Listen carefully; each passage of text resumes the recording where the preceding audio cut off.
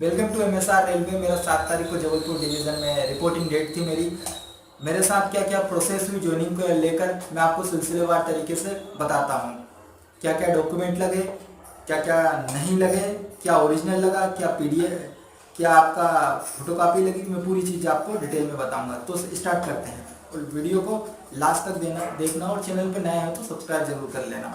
तो पहली बात, अटेस्टेशन फॉर्म की 3 कॉपी, फोटो पर भी सिग्नेचर सील और लास्ट के पेज पर भी सील और सिग्नेचर किसी भी गेजेट ऑफिसर के। ठीक है, अगला चलो एनपीएस पर। तो एनपीएस के 3 सेट जो कि ब्लैक पेन से बनना है एनपीएस और अटेस्टेशन ब्लू पेन से बनना है। ध्यान रखना, ब्लैक पेन से एनपीएस बनना ही बनना है, अदरवाइज आपको दोबारा बनवाएंगे। आप अदर फोटो कापी आपके पास हो तो वो लगा देना, फिर वो उसमें बनना। इसमें ब्लैक पेन से एनपीएस फॉर्म भरवाए 3 सेट, तो उसके साथ तीनों के साथ इंडिविजुअल क्या क्या डॉक्यूमेंट लगे वो सुनो। एक तो आपकी माता का आधार कार्ड, अपना आधार कार्ड, पैन कार्ड की फोटोकॉपी, 10th की मार्कशीट की फोटोकॉपी, पासबुक और कैंसिल चेक की फोटोकॉपी। सुन लिया, अब आगे चलो। इसके बाद परिवार घोषणा पत्र ओरिजिनल जो कि आपकी रेलवे पीडीएफ में आया रिपोर्टिंग डेट के उसमें ईमेल में। परिवार घोषणा पत्र में ध्यान रखना केवल मम्मी का ही नाम लिखना है, नॉमिनी में आपको किसी का नहीं लिखना है, केवल मम्मी का लिखना। अगर माता जी आपकी नहीं है तो फिर पिताजी को नॉमिनी बनाना पड़ेगा, वो भी ओरिजिनली, उसकी कोई फोटोकॉपी नहीं करनी है, ओरिजिनली वो, और माता को नॉमिनी बनाना है। कास्ट सर्टिफिकेट जो कि रेलवे के फॉर्मेट में दिया है, जो अभी ईमेल में आया है आपके, वही ओरिजिनल लगेगा।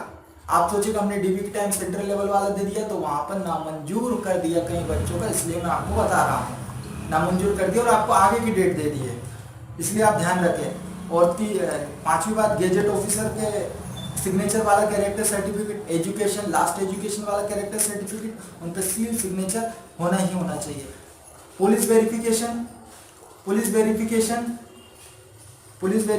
की ओरिजिनल चाहिए और बैंक की एक पर्ची दी थी उस पीडीएफ के अंदर, वो भी जो उसकी फोटोकॉपी नहीं, वो ओरिजिनली चीज चाहिए, उसमें आपको डिटेल है वो बननी होगी। और जो आपकी पीडीएफ में शपथ आया था, शपथ प्रमाण पत्र 100 रुपए की नोटरी पर आपने बनवाया था, वो चाहिए। ठीक है, ये थी प्रोसेस जो कि आपको मैंने बता दिया। और हाँ, 4 फोटो नेसेसरी है।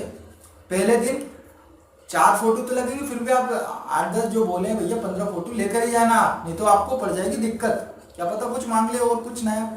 तो आपको ये बात का ध्यान रखना है। और ठीक है, इस चीज़ों को आपको कंप्लीट देना है, वहाँ पर जमा करना है। वो आपको टाइम, हमारे को 9:30 बजे रिपोर्टिंग थी, हमारा कार्यक्रम 12 बजे से प्रोसेस का चालू हुआ था, 12 साढ़े 12 बजे के तकरीबन इन चीज़ों का ये हमने जमा करे, बिल्कुल सिलसिलेवार तरीके से इसी प्रकार हमने जमा करे। और इसमें परिवार, ये सुन लो, परिवार घोषणा पत्र ओरिजिनल, फिर से बता रहा हूँ, परिवार घोषणा पत्र ओरिजिनल, कास्ट सर्टिफिकेट ओरिजिनल जो कि रेलवे फॉर्मेट में जो अभी पीडीएफ में दिया वही बात कर रहा हूँ।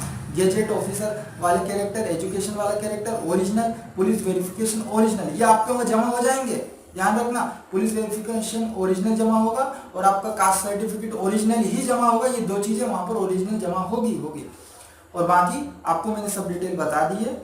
और हाँ, पहला दिन का ये प्रोसेस होगा, हमें 5:30 बजे इन्होंने रवाना किया। एक का होगा ऐसा नहीं, सभी का होगा, उसके बाद ही रवाना करते हैं आपको।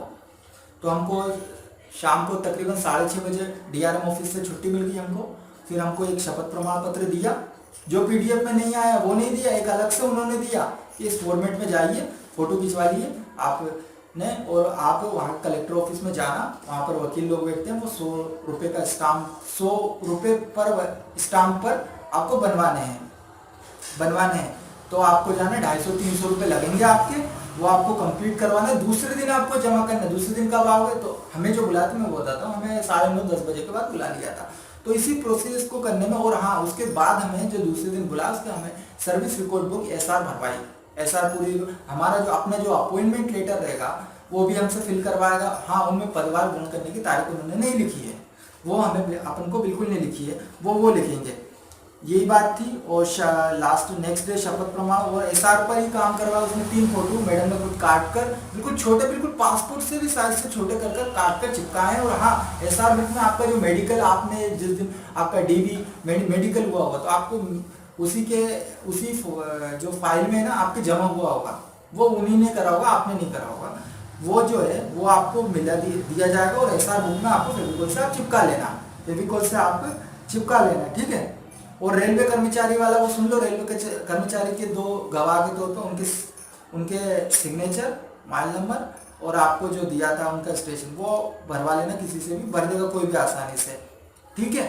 और अब कुछ बचा नहीं बताने को, कंप्लीट मैंने डिटेल दे दी। हाँ, जो बोल रहे हैं कि हमारे मम्मी के आधार कार्ड और हमारे 10th की मार्कशीट में गलत नाम है, तो उसका एक ही सोल्यूशन है, सुन लो ध्यान से सुनना।